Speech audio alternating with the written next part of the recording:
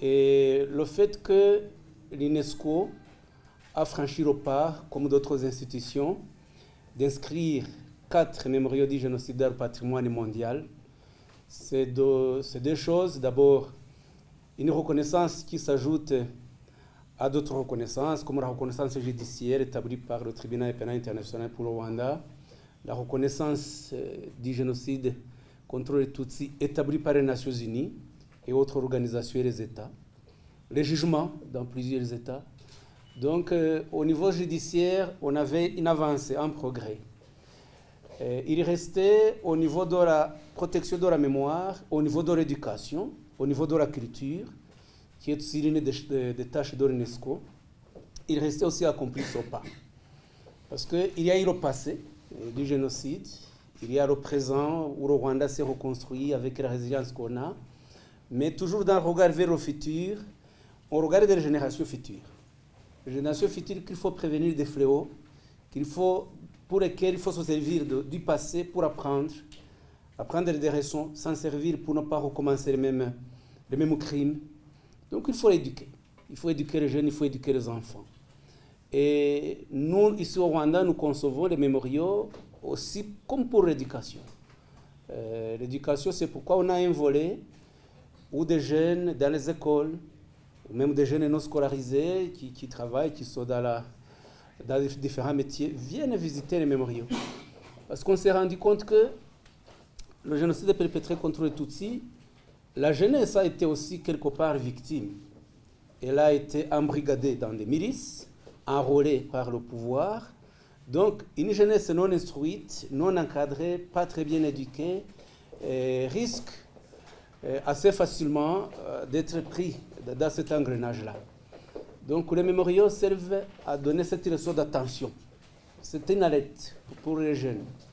Et maintenant, nous souhaitons que l'UNESCO, avec toutes ses attributions, continue à rayonner cette mémoire que revêt le site mémorial du génocide des Tutsis au Rwanda. C'est un pas très important. Et le fait que l'inscription a eu lieu l'année dernière, en octobre, et faire venir poser le geste au regard de la population rwandaise, demain vous allez à Nyamata, c'est un geste de plus. Un geste de plus de la reconnaissance internationale, de l'engagement de l'UNESCO pour la protection des valeurs que l'UNESCO a comme attribution. Et il va entrer dans le cadre de la commémoration du génocide. C'est l'un des aspects qui est prévu, qui sera aussi sur le plan médiatique couvert.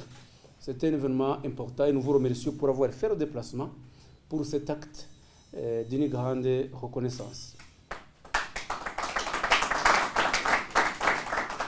Bon, je ne voudrais pas être trop long dans ma parole, mais c'est pour aussi souligner que nous allons continuer à collaborer ensemble pour faire promouvoir ces sites mémoriaux et d'autres sites aussi, puisque les sites mémoriaux du génocide ont été inscrits en même temps que la forêt naturelle de Nyungwe, pour montrer que le Rwanda a aussi d'autres aspects. Et on n'a pas que le génocide. Malheureusement, les génocidaires, ils nous ont légué cette petite partie sombre, mais nous souhaiterions que nos valeurs culturelles et autres puissent aussi continuer à être inscrits sur la liste du patrimoine mondial pour que le Rwanda soit montré dans toute son intégralité, dans toute son existence, sur le plan culturel et en tout point de vue. Mais par les mots de la cofondatrice de l'Association des veuves du génocide, Esther Mujawayo. Je la cite. « Les cerveaux et les planificateurs de ce génocide savaient que pour réussir, on doit d'abord tuer les valeurs traditionnelles rwandaises remplies d'humanisme. On ne tue pas, disait-il, on travaille. On ne viole pas, on délivre. On ne débusque pas les dernières victimes, on glane. » Et ce que nous dit Esther Mujawayo, c'est que tout commence par les mots. Tout commence par les discours de haine, par le déni d'humanité, le déni de la dignité de l'autre, qui s'est aussi d'ailleurs construit dans les écoles à l'époque. Et c'est important pour nous qui avons la responsabilité de l'éducation que de le savoir. Tout cela a mené à l'horreur l'horreur du génocide contre les Tutsis il y a 30 ans. Près d'1 million de personnes, chacune différente, chacune avec sa vie, massacrées pour ce qu'elles étaient. 30 ans après, cette tragédie fait place à l'exigence de la mémoire. Et vous l'avez rappelé, Monsieur le Ministre, c'est une exigence qui s'adresse avant tout à la jeunesse, qui est notre avenir, et plus de la moitié de la population rwandaise a moins de 30 ans. Alors il faut d'abord se souvenir, se faire passeur de mémoire, transmettre les témoignages, pour être fidèle aux mots gravés devant l'église Saint-Jean de Kibouye, Never Again. Et c'est le but de ce mémorial, Monsieur le directeur, où je me suis rendue il y a quelques mois. Il nous enjoint à la mémoire. Il rend d'abord hommage aux victimes, parce que c'est notre premier devoir, avec les restes de plus de 250 000 personnes qui sont inhumées et dont les noms sont gravés, avec le mémorial des enfants, avec les habits déchirés des victimes. Ce mémorial dit d'abord cet hommage, il dit aussi notre respect, soutien et compassion aux survivants. Et je voudrais remercier tous ceux qui travaillent, toutes les équipes du mémorial, de la Fondation Aegis, de ce travail de préservation, de documentation, mais aussi d'éducation, et on va y venir. C'est pour perpétuer cette mémoire que l'UNESCO s'engage aussi, une mémoire qui se transmet aussi par les lieux qui rendent compte à un degré moindre, mais qui nous permettent d'approcher l'horreur. Ces lieux comme ici sur la colline de Kisozi, comme à Murambi, Nyamata, Bisesero, 4 sites, 4 lieux de mémoire collective qui sont désormais, grâce à l'initiative portée par le Rwanda et acceptée par la communauté internationale et adoptée à l'UNESCO, qui font désormais partie du patrimoine mondial de l'humanité. Et comme vous, Monsieur le Ministre, je pense que cela a un sens très fort, parce que cela dit que l'histoire qui s'est passée au Rwanda engage la communauté internationale tout entière. Elle ne concerne pas que le Rwanda, que les Hutus et les Tutsis. Elle concerne chacun de nous dans notre humanité. C'était déjà le sens qui, au moment de la création de l'UNESCO et du génocide des Juifs d'Europe, avait conduit à inclure cette dimension dans l'éducation dès les fondements de l'UNESCO.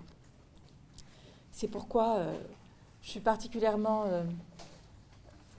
honorée et en même temps avec le sentiment d'un devoir qui était celui de la communauté internationale, d'être avec vous pour célébrer cette inscription au patrimoine mondial et pour en faire un appui pour la mémoire, mais aussi pour l'éducation.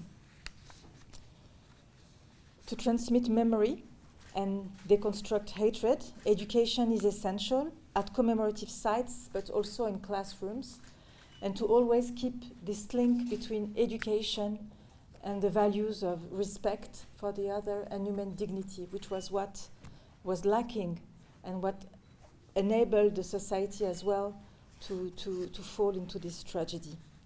UNESCO is working alongside Rwanda to ensure that the history of the genocide is taught better and more widely, and not only in Rwanda. We are training teachers and educators so that they're better equipped, because it's not an easy task. And this is why we've been working with specialist experts around the world to produce teacher's guide, materials for the education community, also to work with community leaders to engage with young people also outside of classrooms.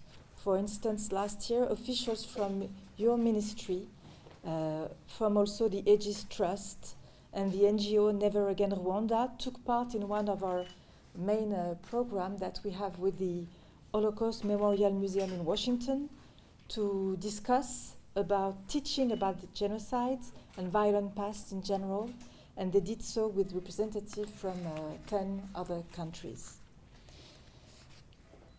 Today, this weekend, it's not just Kigali, it's not just Rwanda uniting in remembrance.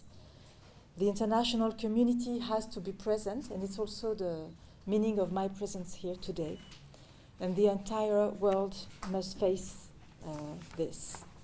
This is why also with the Rwandan Prime Minister, we have invited UNESCO member states to light up their monuments in the colors of Rwanda. And this Sunday, the colors of Rwanda will shine at the Eiffel Tower in Paris, or at the Metropolitan Cathedral in Brasilia, or in Montreal, or in Delhi as well in India, for remembrance and for peace. And also, as you said, we work with Rwanda in many other aspects. This one has a universal significance, which we're keen to continue to work on with you, and to use these nominations as support for developing more and more education and knowledge about the genocide. But we will continue to work on natural heritage, like Nyungwe, which was inscribed as well at the same session of our World Heritage Committee, or our biosphere reserves, or soon also intangible heritage, with, I hope, one inscription coming up for Rwanda. I will conclude with a Rwandan proverb. I don't know if I have the best accent, but you will tell me. Ijoro ribara warireye. Thank you. So let us remember those nights and be united for the days to come. Thank you very much. Merci.